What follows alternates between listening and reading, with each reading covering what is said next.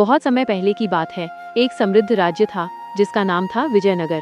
उस राज्य के राजा महाराज वीरेंद्र सिंह बहुत ही न्यायप्रिय और अपनी प्रजा से प्रेम करने वाले थे।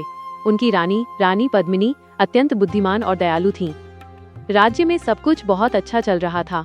लोग खुश थे, हर तरफ शांति और समृद्धि थी। लेकिन एक दिन अचानक महाराज बीमार पड़ गए। राजवैद्य ने बहुत कोशिश की, लेकिन बीमारी का कारण समझ नहीं पाया। धीरे धीरे महाराज कमजोर होते गए। रानी पद्मिनी बहुत चिंतित हो गई। उन्होंने पूरे राज्य में घोषणा करवा दी कि जो भी महाराज को ठीक करेगा उसे सोने से भरा खजाना दिया जाएगा। यह सुनकर कई वैद्य और साधु महल में आए। सभी ने अलग अलग तरीके से इलाज करने की कोशिश की, लेकिन कोई भी महाराज को ठीक नहीं कर पाया। एक दिन महल के बाहर एक गरीब लड़का आया जिसका नाम गोपाल था। उसने कहा कि वो महाराज को ठीक कर सकता है।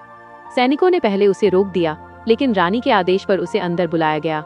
रानी ने उससे पूछा कि तुम इतने बड़े वैद्यों से बेहतर इलाज कैसे कर सकते हो। गोपाल ने शांत स्वर में कहा कि महारानी जी, बीमारी शरीर में नहीं बल्कि मन में है। यह सुनकर रानी को आश्चर्य हुआ, लेकिन उन्होंने उसे मौका दिया। गोपाल को महाराज के पास ले जाया गया। गोपाल ने महाराज से पूछा, क्या आप सच में खुश हैं? महाराज ने धीमे स्वर में कहा, नहीं, मैं हर समय डरता रहता हूँ कि कहीं मेरी प्रजा मुझसे नाराज न हो जाए। मैं हर फैसले में डरता हूँ, यही चिंता मुझे कमजोर बना रही है। गोपाल ने मुस्कुराते हुए कहा, महाराज, एक सच्चा राजा वही होता है जो डर से नहीं बल्कि सच्चाई और न्याय से फैसले लेता है। अगर आपका मन साफ है तो आपको किसी से डरने की जरूरत नहीं है।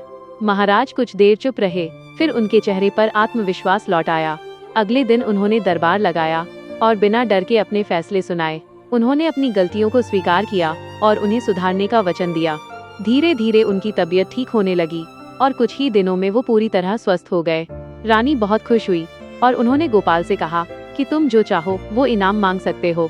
गोपाल ने विनम्रता से कहा कि मुझे कोई धन नहीं चाहिए, बस इतना वचन दीजिए कि इस राज्य में हमेशा सच्चाई और न्याय बना रहेगा।